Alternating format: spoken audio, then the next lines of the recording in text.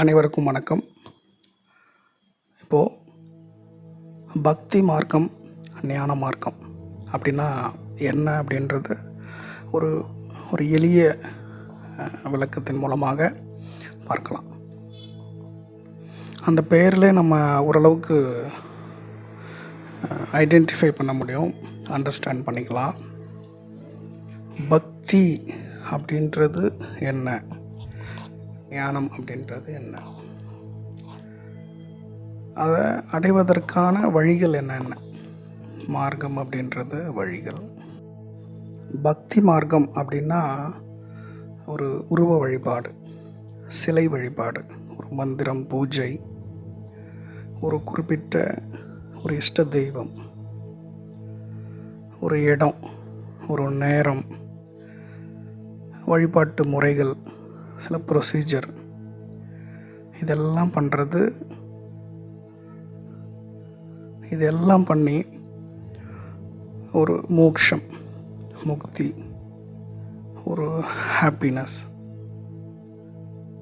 ஒரு திருப்தியாக, ஒரு ஆனந்தம், மகிழ்ச்சி, இதெல்லாம் உணரும் ஒரு நிலை நமக்கு இந்த ஒரு வழிபாட்டு மூலமாக கிடைக்கும் அப்படின்னு நம்புறது பக்தி மார்க்கம்.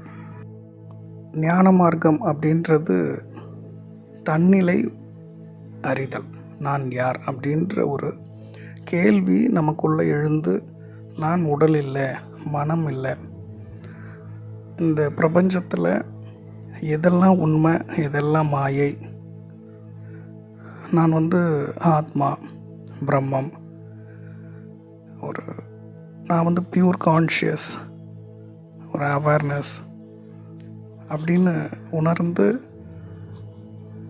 ஒரு திருப்தி அடைதல், ஒரு மகிழ்ச்சி, ஒரு ஆனந்தம், முக்தி, மோட்சம் உணர்வது, அடைதல். ஆக மொத்தம் இலக்கு, என் ரிசல்ட் என்ன அப்படின்னா பக்தி மார்க்கத்துக்கும் ஞான மார்க்கத்திற்கும் சேம் தான். முக்தி, மோட்சம், ஒரு ஆனந்தம், ஒரு திருப்தி, மகிழ்ச்சி, இதெல்லாம் தான். பக்தி மார்க்கத்தில் ஒரு ஒரு வழிபாடு இருக்குது. ஞான மார்க்கத்தில்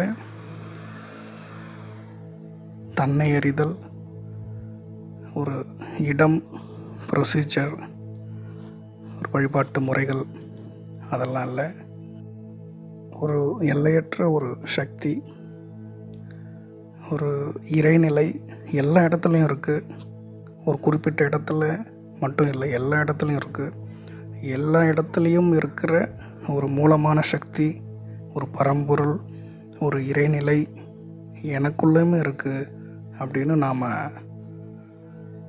உணர்வது, நம்புவது ஞான மார்க்கம். மொத்தத்தில் இறைநிலையை அடைவதற்கான வழிகள் தான் ரெண்டுமே, பக்தி மார்க்கமும் ஞான மார்க்கமும். மொத்தத்தில் வெளியில் அடைவதற்கு எதுவும் இல்லை, எல்லாம் என்னுள்ள இருக்குது. வெளியில் தூண்டுகோல் அப்படின்றதும் எதுவும் கிடையாது, எல்லாம் நான் தான் அப்படின்னு உணர்வது. இன்னொன்று, மொத்தத்தில் இரண்டு மார்க்கத்தினுடைய